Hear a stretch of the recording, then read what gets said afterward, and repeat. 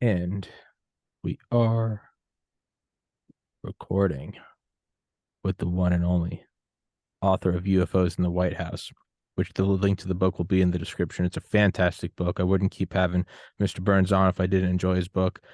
I was just telling him I'm having one of those days where I literally put my pants on backwards, and I'm now looking at the live stream and I realize I misspelled your last name in the title. So this is a day that will just keep on giving. And but with that, Mr. Birnes, please introduce yourself. I am Bill Birnes. I am a professor of English, an attorney, and a New York Times bestselling author, and the host of UFO Hunters and one of the special guests on Unexplained on Fox and Ancient Aliens on History. And I'm gonna make a note of it right now. I think I showed you last time. I need to send you one of the Bob Lazar hoodies I made. I think you are one of the few people that will actually appreciate it. Um, and what do you think of? I think it was last week. I believe the head or the director, I'm not sure what the actual official title is for Space Force, came out and said that we need to start preparing for otherworldly threats. Absolutely. Here's the deal. Okay, this is going to sound wacky. Not at all. You're going to say send a white van with the straitjacket, but here's the deal. Is it Blue Beam? They know, okay?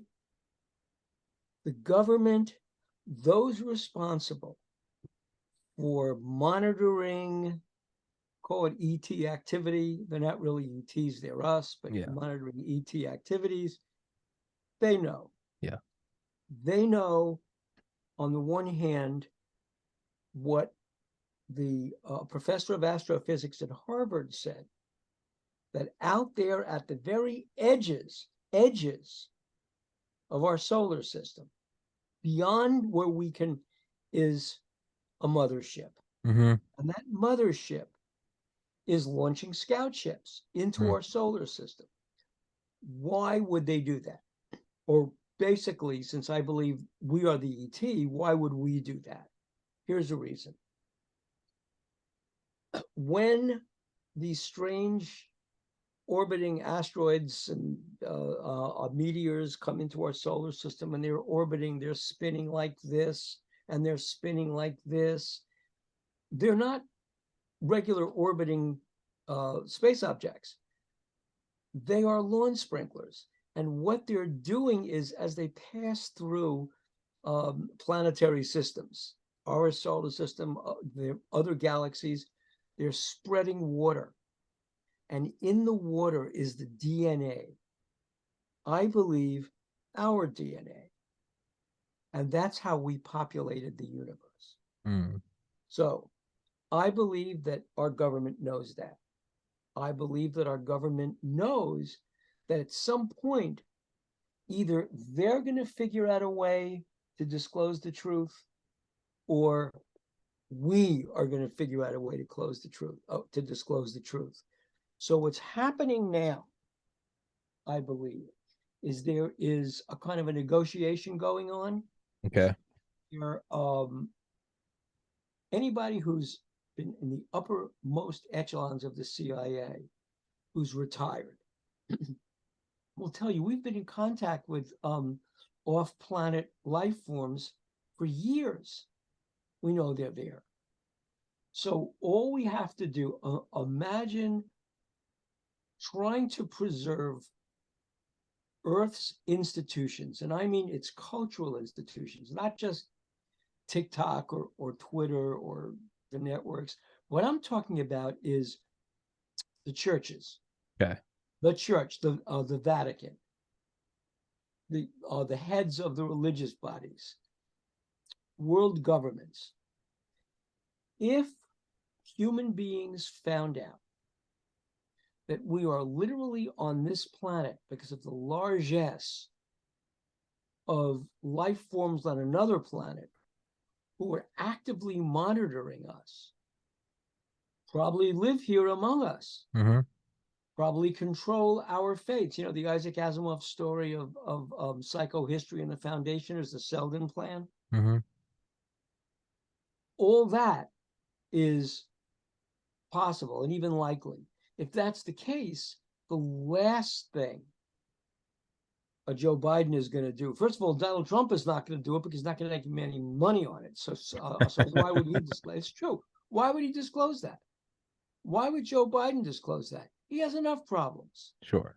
So I believe that what the government has done, or what governments do in general, human beings love to avoid responsibility. That's in our nature. Mm-hmm. Attorneys, Joe Biden's a lawyer, all lawyers are risk averse. Yes. And there's a reason for that, right? That's one of the first things you learn in law school. You have a fiduciary responsibility to your client. You screw up, you screw your client up. Your client's interests come before yours. That's why attorneys are risk averse. Biden is not going to get up and say, hey, extraterrestrials are here and they run us. And, hey, you people who've been abducted. Yeah, you were abducted. What do you know? What are the odds on that? So he's not going to do that. What is going to happen is, rather than like a stand-up disclosure, there will be some sort of realization and an acquiescence about the existence of other life forms. I mean, one of the big things, I think the biggest thing, I'll tell you right now, I believe this. The biggest thing is, if there is a disclosure that we are not the only humanoid life forms on this planet. Mm-hmm. Think of how shocking that would be. And I'm not just talking about E.T. on a bicycle with a big head. Yeah. I'm talking about things we've actually seen on this planet. Bigfoot. Sure. Sasquatch. The Yeti. Do you know that on Native American reservations, here's a story. On the Navajo reservation, there are homicide police, the indigenous people's reservations, the Navajo, the Apache, they all have their own tribal police, right? Because they're all their own tribal police. And it's a regular police force, regular detectives, homicide detectives. Well, in this police force on the Navajo reservation, there were these two homicide detectives. A rancher owns cattle, sees a wolf. Wolf is going into his cow corn, okay? Grabs his shotgun, shoots the wolf, hears the animal hit, right? Did I kill the animal? Did I wound the animal? You don't want a wounded animal going after your cattle, okay? So he goes into the cornfield to look for the animal he shot. Finds a leg, and as he's pulling the leg out of the corn row, it's a human being. Jeez. He calls the police in Yeah. tears. I shot and he tells the cops, I Yeah, thought it was a wolf. wolf. Yeah. Yeah, thought it was a wolf. It's on all fours. Why was it on all fours? The police chief tells the two homicide cops who investigated that, he said, you guys are now the paranormal rangers. What? He says, you two are going to investigate all the paranormal events on this community, the Navajo reservation. And they began to investigate some of the most ghosts, UFOs, Bigfoot. And the people they were talking to were the last of the Navajo code talkers. Oh. In World War II, the elders, they told them all the stories. So it could be, I think it's just as likely,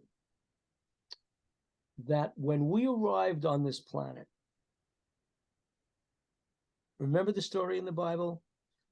The Nephilim came down, and the sons of the Nephilim, the children of the Nephilim, married the children of, okay. That's what happened. We came down, and we actually, I believe, We actually drove off the original inhabitants. Reptiles, Like we did. I I mean, mean, kind of what yeah, we did with the United reptiles, States. Bigfoot, drove them away. And where they are the places where they're not going to be hunted. Deep forest, underground, bottom of the ocean. There you go. So I And believe that we coexist with other humanoid life forms, maybe on this planet, whom we replaced. And that's why there's antipathy. and all these ideas, like, we joke, yes, and the van with the straitjacket. But I mean, if you really flesh these out, none of these ideas in themselves are novel. Wipe out an indigenous people. That's the United States, baby. We came and took out the Indians. Replace another existing life form, right? I mean, the shrew survived the dinosaur, right? That Right. that was an unlikely Mhm. underdog story. Arriving at a different planet, moon, Mars.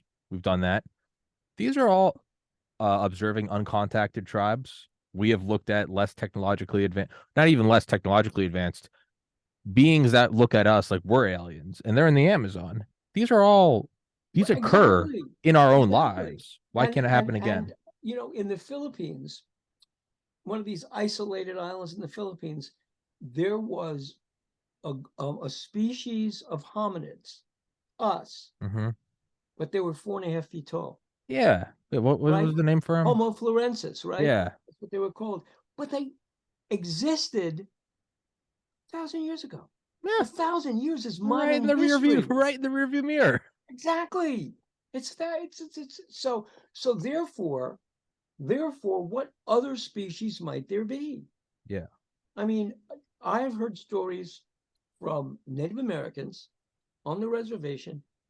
I mean, they tell stories. I mean, when we were at Dulce, New Mexico, so we're walking up, the truck broke. So we had to walk up 8,000 feet. Not fun. Jeez. And there's this rustling in the bushes alongside us. What's that? He said, "Oh, maybe it's a mountain lion." Mountain lion, is it going to take? It's not going to attack us. They don't care. I said, "But maybe it's Bigfoot and it's going to stay away from us." Bigfoot? He says, "Yeah, they're all over the place." See, they live in places where they're not going to be hunted or targeted. Hmm. We, white Europeans, drove them away, Caucasians. Hmm.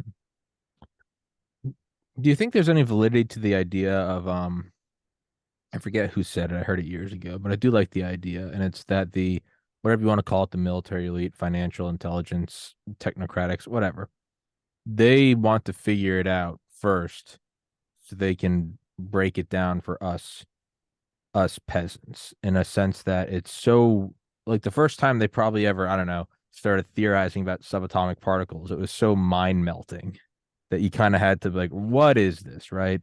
We have parents that tell us about, you're getting older, you're going through puberty, you're falling in love. We have sort of our own elders who guide us through. Mm-hmm. We don't have any elders with this. So do you think there's any it's not or it's an and or the idea that's going to collapse institutions or destroy the paradigm of what the reality we live in. Is there any maybe validity to the idea of they're still trying to figure it out to turn it palatable for us? And that's not good. It means they're gatekeepers, and I don't necessarily agree with that. But regardless of my opinion, just objectively, do you think there's any meat to that idea? Sure, I think so. I think that they are as worried as probably our government is Okay. about doing something so stupid they destroy things. For example, I don't think we're the first civilization on this planet. Me neither.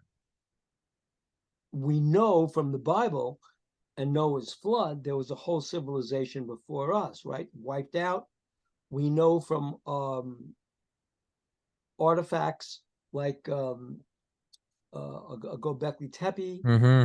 in Turkey, which is 10,000 years old. So it's Completely like buried. older. So it's like older than the Roman Empire, older than the Greek Empire, right? And Anatolia. And then on the walls of that temple, it says this structure was built by the elders. The elders, Elders. if that's 10,000 years old, how old are the elders, right? Yeah. So that's I believe there was at least one, probably more. I mean, this planet is 3.5 billion years old. We don't know how many species that could be considered vaguely humanoid, vaguely hominin, existed on this planet for those 200,000 years. Now imagine you've seeded a planet, okay? Yeah.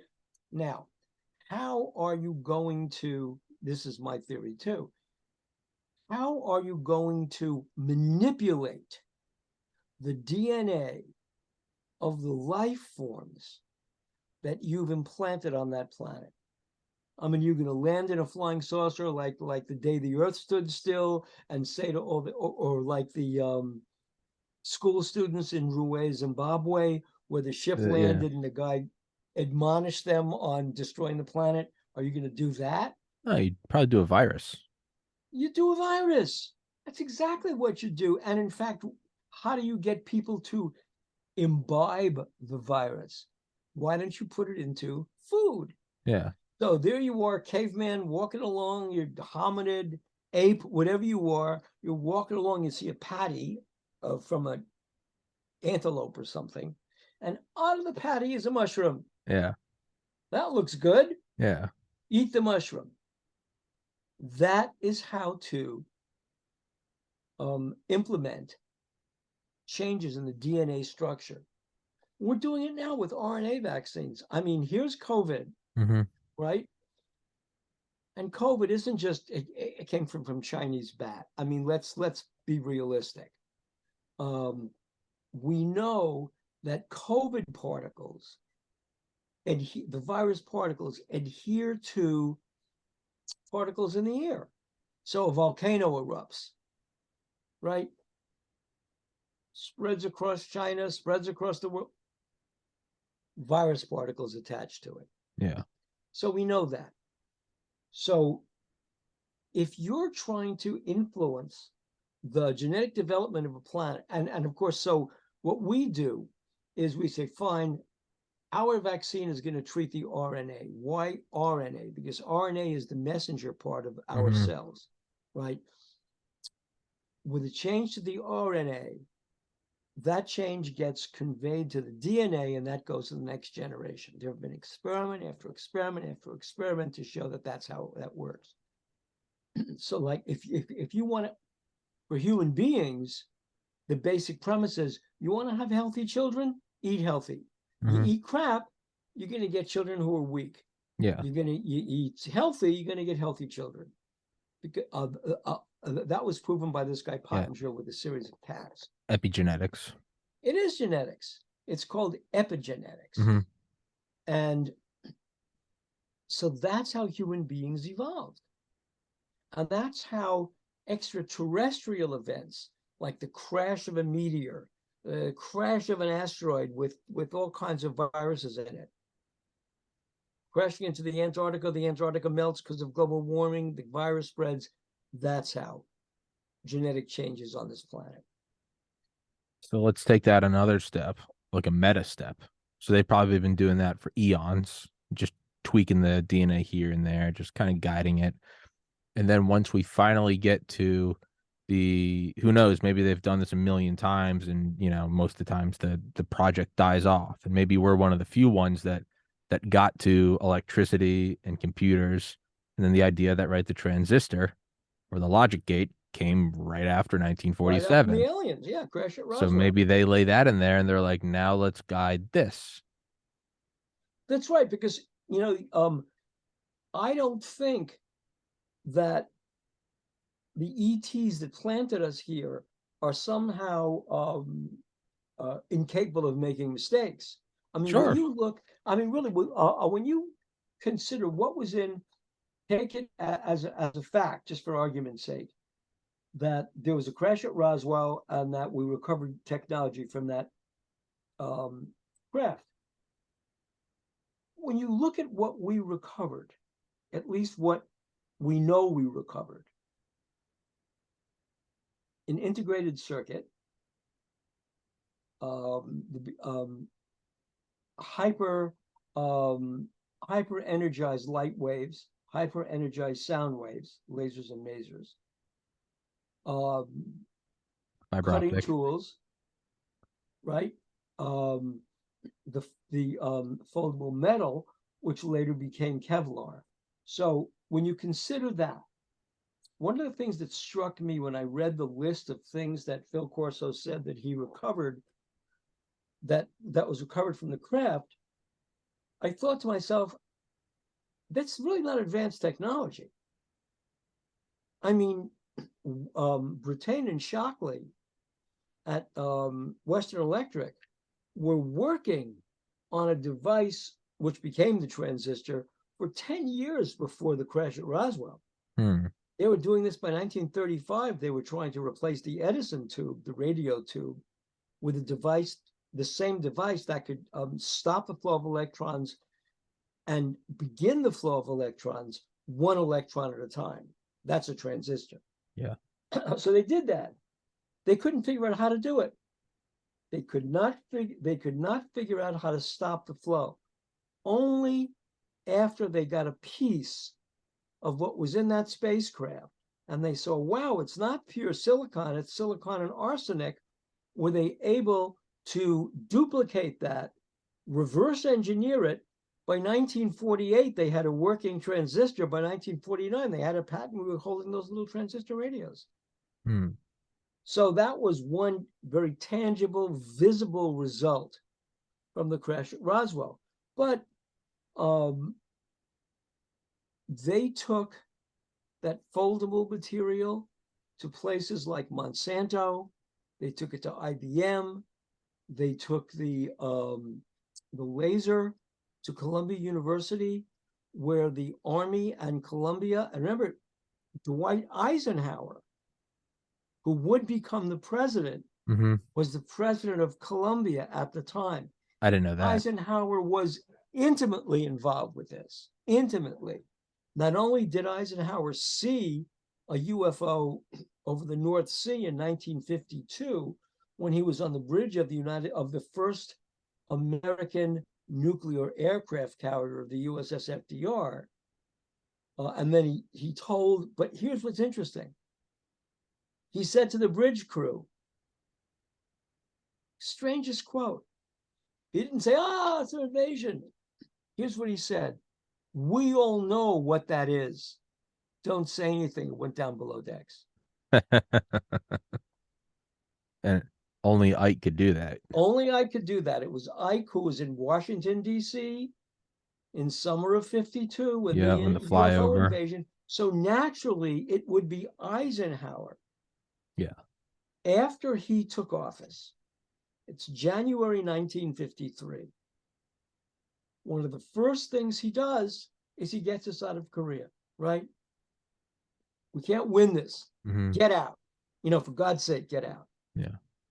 Next year, the French beg him to rescue the French Foreign Legion contingent And that's surrounded at Dien Bien Phu by the North Vietnamese army, by the Viet Minh. You know what Eisenhower does? He refuses. He says the last thing America is going to do is get into a colonial land war in Asia. How stupid is that? We don't get involved. It is now Eisenhower has a meeting. Eisenhower was a peacemaker. yeah. He has a meeting with the ETs at Edwards Air Force Base in Mm-hmm. California. They agree to an open skies treaty. They can surveil us. We won't shoot them down. They give us technology. We don't tell. Right? That is the same basic treaty that Eisenhower brought to Khrushchev Mm-hmm. after the Soviets shot down the Gary Powers U-2. Yeah. So, I mean, you could see a pattern here. Well, yeah, and again, there's was it Richard Bissell or Bedell Smith? But that was the idea, right? It was to go, you come check on us, we come check on you. You see our Exactly. nukes, we see your. So there is precedent for that. Right. So when we're talking about UFOs in the White House, UFOs in the presidents, here's an example with Eisenhower of how dealing with extraterrestrials, dealing with UFOs, brought Eisenhower to the position where he could actually negotiate an open skies treaty with Khrushchev to cool off the possibility that we get into a nuclear war by accident. Mm. I mean, you could see how that policy worked. Mm-hmm. Same policy with Ronald Reagan. You know the story because we talked about this of Ronald Reagan driving down Pacific Coast Highway, Yeah. sees a UFO, gets a message, get out of politics, get out of TV. Dude, you're too old for this. Get into politics. Becomes the president of the United States. Now, as president, he has seen a UFO. So this is not, oh, Mr. President, we have a big disclosure for you. Yeah. This is, I knew what it was. Yeah. He told everybody at that party for Bill Holden Yeah. at the Hollywood Roosevelt Hotel. Lucille Ball's mind was blown. She told me, she said, he saw a flying saucer. This is post Desi. So, no, it's actually during Desi.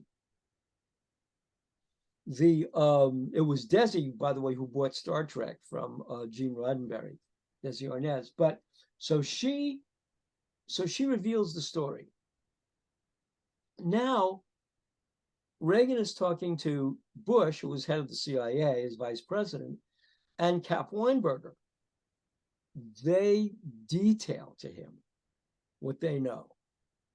So when Reagan meets Gorbachev in Reykjavik, Iceland, they both know the truth at this point. Why are we fighting? Spaceship comes down and we're fighting each other. We're easy prey. Yeah. We come together in a minute. Says the same thing to the UN. That's why when he talks to Steven Spielberg after the screening of E.T. at the White House, he's able to say to Spielberg, "You and I both know that's not fiction. That's science." Yeah. So he was another major UFO president. The other president who was killed because of UFOs was John F. Kennedy. Mm-hmm. I mean, that was one reason for the assassination. John F. Kennedy, and I'd love to talk to Barack Obama about this. I'd love to ask him one question. Why are you so fascinated with the story of Betty and Barney Hill? Yeah. Is it because they were an interracial marriage and you grew up in an interracial relationship? I mean, is that what it is? Or is it something else? Because the story of Betty and Barney Hill, so you're President Kennedy. You are, let's do some background. Yeah. Kennedy was a patient of Dr. Max Jacobson, Dr. Feelgood, who was doping him up with methamphetamine from the time before the first debate with Richard Nixon. He was doped up with meth. Then he was also a devotee along with his mistress at Harvard was Mary Pinchot, Mm-hmm. who married Cord Meyer, and Cord Meyer was in Dallas when Kennedy was shot. And so, but they were both devotees of Timothy Leary. Timothy Leary was giving both of them LSD. Yeah. And the Army was experimenting with LSD as early as 1953. Turn on, tune in, drop out. Exactly. So here's a case where Kennedy, it is 1961. And he looks at Look magazine, and they're on the cover, well, 62, but they're on the cover of Look magazine on a picture of Betty and Barney Hill, an interracial couple, abducted by aliens. That's what this story was in Look magazine. Yeah. You look at this thing, it's an interracial couple, normal, everyday, not Army, not Navy, not this, not that, not postal worker, abducted by UFOs on a lonely road in New Hampshire. Yeah. It fascinates Kennedy. That, I believe, is why Kennedy said we have to go to the moon by the end of the decade. Now Kennedy is exorcised about UFOs. He's like going crazy. He finds out about Area 51. Remember, Area 51 opened in 1955, so Kennedy was president at that point. He is so, and they tell him, look, Mr. President, yes, there are things from outer space that fell at Area 51 we keep there. And they tell him, yes, there are creatures in those devices that are at Area 51. So he knows this. So now he's impressing Marilyn Monroe, with whom he's having an affair. He had a very torrid affair with Marilyn Monroe. In fact, she wrote that of all the men she ever knew, and hey, she was married to Joe DiMaggio, Joe Yeah. D. Yeah. And in fact, he said that she had to leave movies and she refused. That's why they divorced. So, in fact, I know this one, I'll tell you this one story at the end. So there's no guy she can trust. And remember, she was raped at 14 years old by her foster uncle. Falls madly in love with Kennedy. Falls in love with Kennedy to the point where she goes to Jackie Kennedy and said, Jack is going to divorce you and marry me, and I'm going to be first lady. And so Jackie says to Marilyn Monroe, good luck with that, boy, you can have it. Joe Kennedy Sr. is beside himself with fury. Yeah, he's the patriarch. He wants the. Yeah, you do not want to have your son get divorced in the White House. No. First Catholic president. No, not going to look He good. arranges to have Marilyn Monroe killed. But before that happens, Kennedy dumps her. She has an affair with Bobby Kennedy. You know, RFK Jr. wants to run for president. Love to see him on a stage. I'd love to debate him myself. And so Bobby Kennedy dumps her. Now she calls Bobby Kennedy at the Justice Department. And she says, I'm going to blow the whistle on your brother. I'm going to say how we had an affair, how he told me about the little men from outer space that fell that we keep at Area 51. Well, imagine that phone being tapped by the CIA. James and Jesus being tapped Angleton. by the FBI. Yep. Done. It was a few months later that Marilyn Monroe was killed. Done. But Kennedy had to go because he's talking out of the side of his mouth. He's doing pillow talk. Then Kennedy does the unthinkable. Because of what happened with this Diem regime in Vietnam and all the drugs, because that's the reason we were in Vietnam in the first place. Yeah, of course. Yeah, shipping heroin back in body bags. Right. So because of that, he says we're pulling out of Vietnam. That's the end of him. And so that's why he had to go. And so when the CIA went to Lyndon Johnson and said, you have two choices. Two, because of the Bobby Baker scandal in the Senate and you were implicated. Choice one, go to jail, never get your $200 and stay in jail for years. Two, do what we say and go to the White House and collect your $200. Easy choice, right? Yeah. What do I have to do what you say? Oh, here's what we want you to do. Two things. One, the president is going to die. You've got to close down the investigation. Mm-hmm. Two, get us into Vietnam. That's all you got to do. And you can be president. Yep. That's what he does. Yeah. That's why in 1968, he says, I'm not running. I can't do this. I'm done. He was pressured. He was pressured to do this.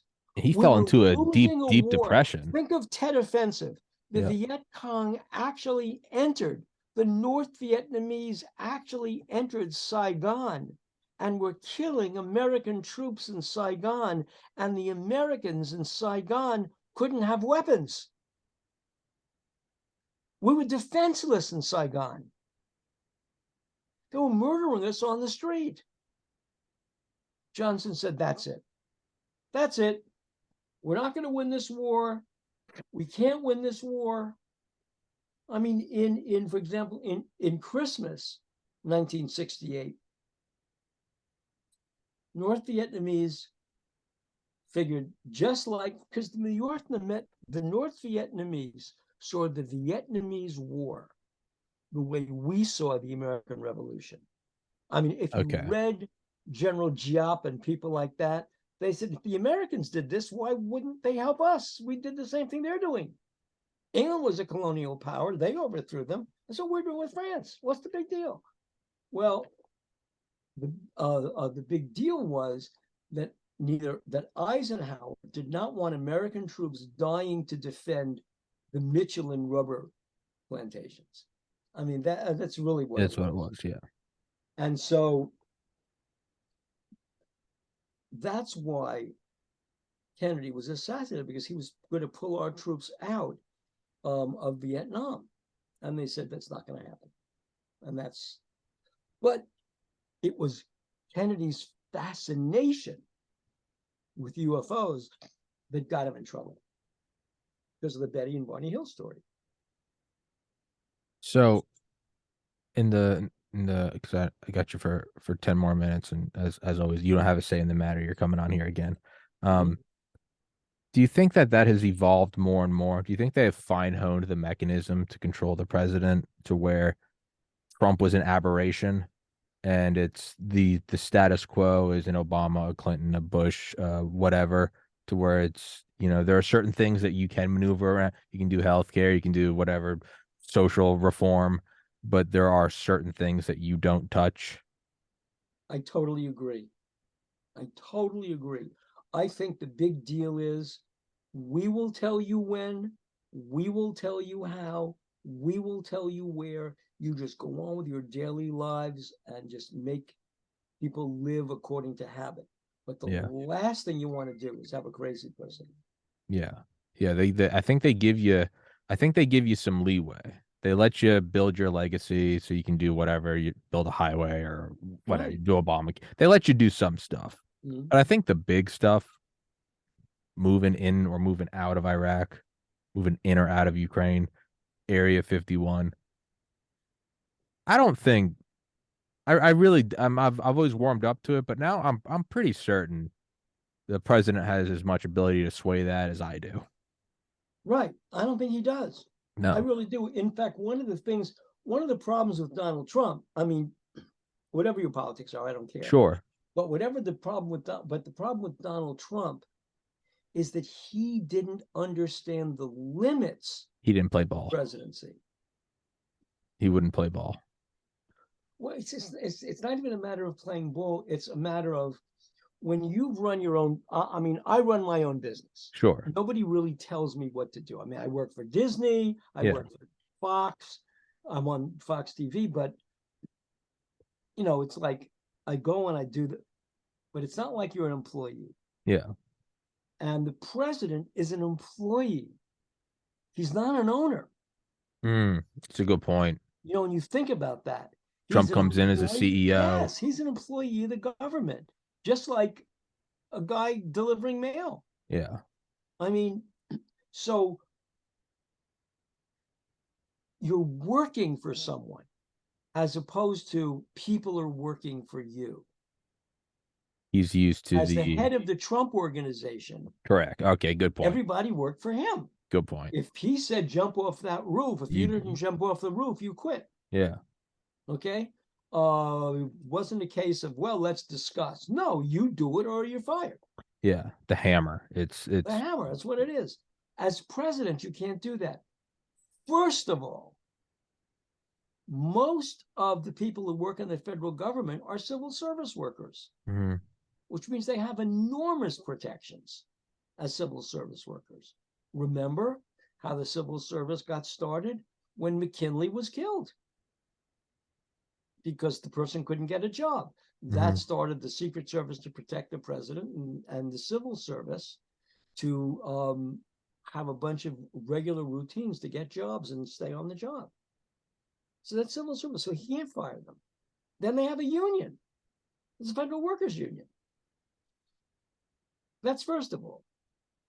He can order aides to do anything he wants them to do, but if they do things that are illegal, they're the ones in trouble. That's why you have White House attorneys. So suddenly, now when we were writing our book on Mickey Rooney years and years ago, Donald Trump was a good friend of Mickey Rooney's. He put him in a musical. He tried to get him to invest money.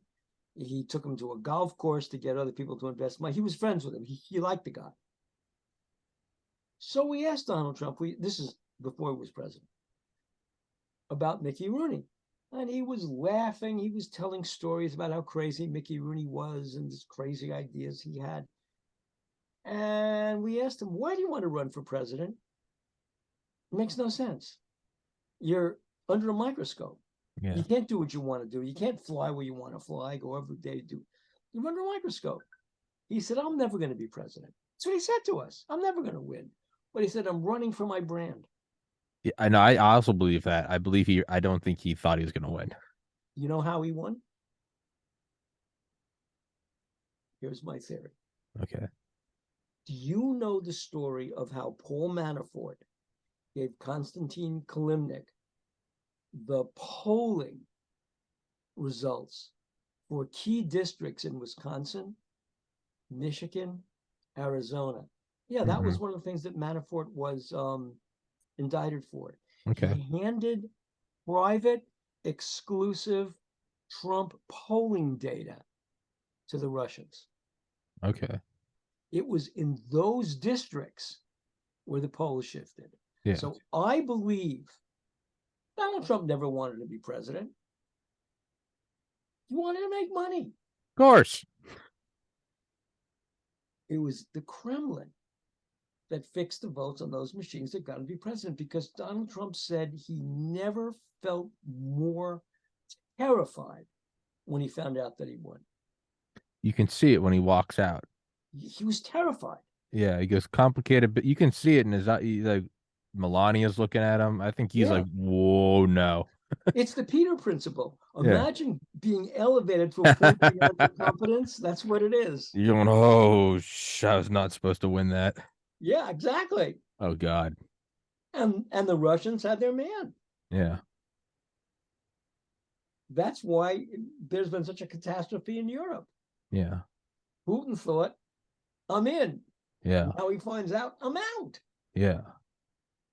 It really does make you feel more and more like it seems to be that like the more you read and the more you just do your own critical thinking and don't be afraid at expressing ideas that are out there, just be like, let's just throw this at the wall and see what sticks. My rational mind, not what I want it to be, not that I want the Republic to be real and that I want America. Remove wants. Just actual, if I'm a betting man and there's a gun in my head, what do I really think it is? I think that there is probably some form of council, some unelected mixture of military elite and billionaires, and there are no terms. They decide what it is. And the presidency is just it's a theater that goes on in the foreground. You and I watch movies on planes. We have no control over piloting it. I think that's what it is. It's the same thing with the president. The president could write an executive order. Yeah. I mean, if you look at the big thing is the structure of the Constitution. When the framers were putting it together, the first thing they put together was the legislature. The second thing they put together was the executive to carry out the duties of the legislature, not to make decisions for the legislature, but to carry out the decisions of the legislature. The muscle man. Difference. And a court, a judiciary, in Article 3, to adjudicate conflicts between individuals, between states, or between the states, and between the states and the federal government. I mean, that was the purpose of it. So when you realize that it's the legislature that's the most important thing, it just shows how crazy things have gotten now in fighting over who has more power, when the Constitution makes it perfectly clear who's the most powerful. Yeah. And the situation we're in now is that over the years, this is again where disclosure is going to come in handy. as governing has become more and more complicated. It's one thing to govern, it's 1820, right? There's no television, no telephone, no telegraph. Government, although it's tough, is just relatively easy. Yeah. But the problem is that as we get more technologically advanced, who's going to make the decisions? That's what we're dealing with right now. Yeah.